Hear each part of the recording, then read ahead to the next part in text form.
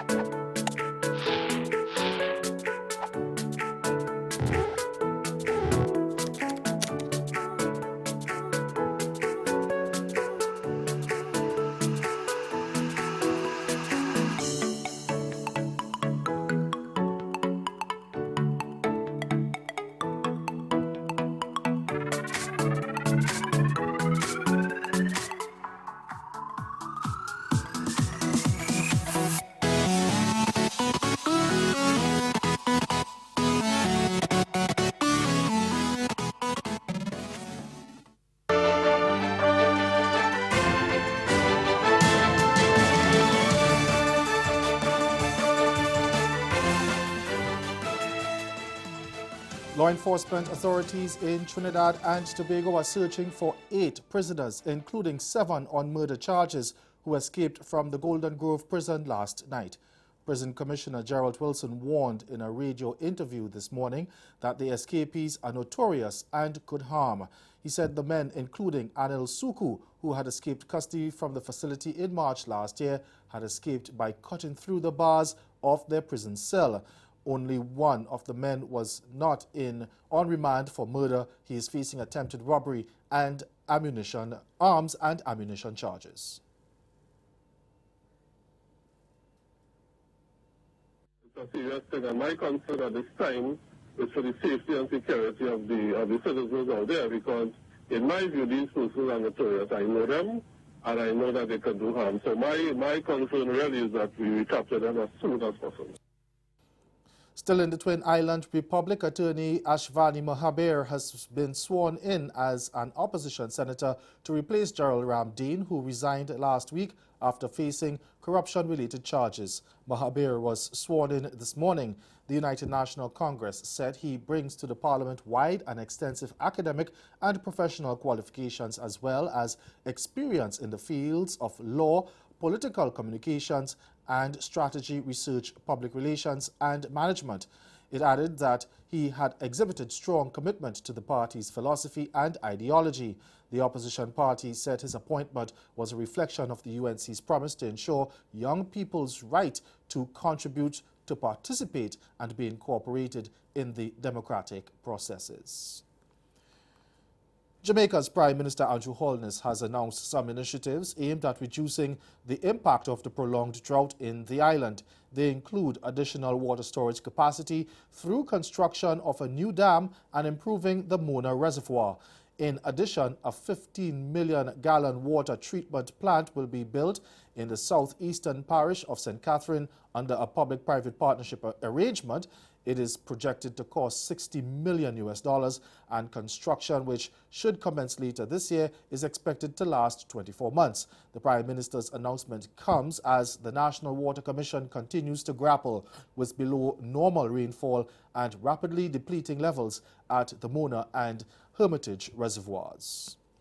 CARICOM has denounced moves by the United States to strengthen the decades-old trade and economic embargo against Cuba. In a statement issued following the 2-day CARICOM Council for Foreign and Community Relations in Grenada, CARICOM said it is concerned by the new measures under Title III of the Helms-Burton Act announced by the U.S. government. The new act seeks to impose international sanctions against the Cuban government, which would strengthen the U.S. economic, commercial, and financial embargo. It also lends support to plans for a transition government. The legislation, which had been suspended by the previous Obama administration, is to be fully implemented and enforced under President Donald Trump. The move is seen as retaliation for Havana's continued support for President Nicolas Maduro in Venezuela, where the U.S. is leading an effort to oust him from power. The heir to the Coca-Cola fortune has left St. Kitts after posting $300,000 EC bail on drug charges.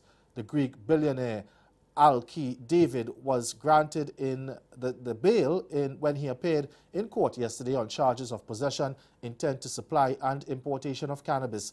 He had previously been granted $30,000 bail and ordered to surrender his travel documents and report to a police station daily. But his bail was increased at his hearing at the Bastille Magistrates Court, and his travel documents were returned to him and he was allowed to leave the country. David will have to return to St. Kitts for a court appearance on September 23rd. A government statement issued yesterday said several citizens were upset at David's tone during a news conference on Monday when he defended himself and threatened Prime Minister Dr. Timothy Harris with a lawsuit. It said the businessman had launched a damning and disrespectful attack on the country's Prime Minister. And stay with us, your Midday Sport is next. Destiny, let me ask you, explain to us that are not familiar with polylife. Exactly what is polylife? Polylife is when one man shares multiple women. In my lifestyle, we all share each other. Okay, the man shares the women, but there's only one man. Yes. How did you feel? I've never experienced with our relationship. There's only been me, Destiny, and Mikhail. Happy Mother's Day from the Armstrong Williams Show. It's that time again that we celebrate with the women of the world, the most powerful voices, the mothers. You know, I love talking about mothers. I mean, if there's one thing you know about me, it's the relationship that I had with my beloved mother, Thelma Williams. And I was just so, when I heard about Mother Zane, who left Lancaster, South Carolina, when she was 9 months old.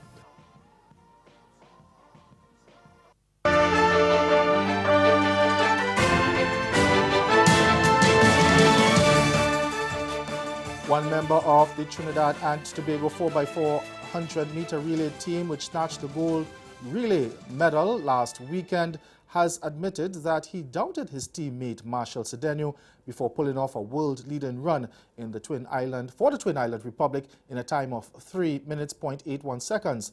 Cedeno, who anchored the final leg, edged Paul Didewo of the United States at the finish line in what was a sensational come-from-behind victory. However, Cedeno's teammate Jereme Richards says he was blown away by Marshall's performance.